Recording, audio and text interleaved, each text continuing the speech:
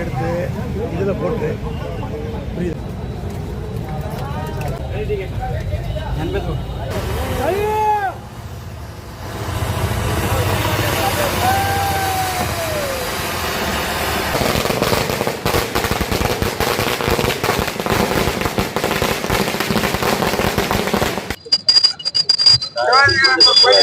சிவப்பான ஒரு விஷயமா கொண்டாடுறாங்க. அவங்க வந்து என்ன பண்றாங்கன்னா அழகா வந்து தேங்காய் வந்துட்டு ஆர்த்தி எடுக்கிறாங்க. எவ்வளவு ஒரு சந்தோஷமான விஷயம் பாருங்க. ஒருத்தர் வந்து அழகா மணி அடிச்சு சிவாஜிக்கு வந்துட்டு அவருடைய புகழ்ல வந்துட்டு போட்டுறாங்க.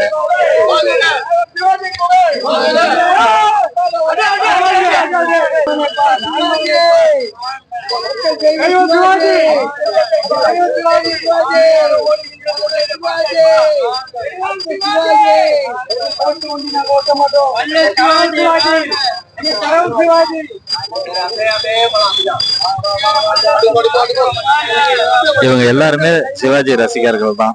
இங்க பார்த்தோம்னா சிவாஜிக்கு அவ்வளவு அழகா வந்துட்டு அந்த ஆர்த்தியை காட்டுறாங்க. எவ்வளவு பெரிய விஷயமா இருக்குன்னு பாருங்க. வணக்கம் வணக்கம் சார். வணக்கம் வணக்கம். எப்படி இருக்கீங்க சார்? வணக்கம் வணக்கம். அன்பு நண்பர்களே, இதை பாத்தீங்கன்னா உங்களுக்கு நல்லா தெரியும். வந்து அவரை வந்து உள்நோக்கி வச்சிருக்கேன். மக்கள் எல்லாருமே ரசிகர்கள் சிவாஜி தான். நன்றி நன்றி சார். நன்றி நன்றி. இல்ல இல்ல இல்ல இல்ல இல்ல சார், நீங்க வந்து பெரிய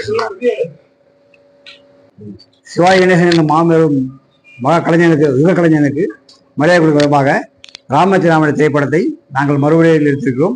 அதை மதித்து சிவாஜிக்கு மரியாதை கொடுத்து எங்களுக்கு வந்து வந்து வந்து கௌரவித்ததற்கு நன்றி. மிகவும் சந்தோஷப்படுகிறேன். நன்றி ஐயா. நன்றி. இந்த ஷால்வா நியாயமா வந்து எங்களுக்கு போட வேண்டிய ஷால்வா இல்ல. இது மிகப்பெரிய ஒரு முயற்சி, மிகப்பெரிய இது. என்னோட தந்தை பாலமுருகன் தான் இந்த படத்துக்கு கதை வசனம். பட்டிக்காடப்பட்டனமா, எங்க ஊர் ராஜபாட்டு எல்லாம் பண்ணவர். எனக்கு கிடைச்ச மிகப்பெரிய பாக்கியம்னா ராஜபாட்டு நான் சின்ன ஸ்ரீகாந்த் நடிச்சது. அம்மம்மா பாட்டுலாம் வந்தது நானு. அதனால அப்பேற்பட்ட ஒரு படத்தை நடிகர் திலகத்தை மறுபடியும் ஞாபகப்படுத்திட்டு இருக்காரு. எப்பவுமே அரவிந்தர் சார் சப்போர்ட்டா இருக்காரு எல்லாருக்கும். நாங்க எப்பவும் உங்க கூட சப்போர்ட்டா இருப்போம்.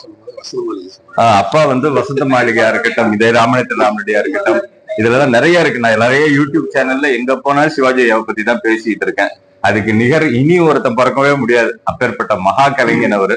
அதை பாக்குறது ஏதோ ஒரு கோயிலுக்கு வந்த மாதிரி நாங்க ஃபீல் பண்றோம். நன்றி.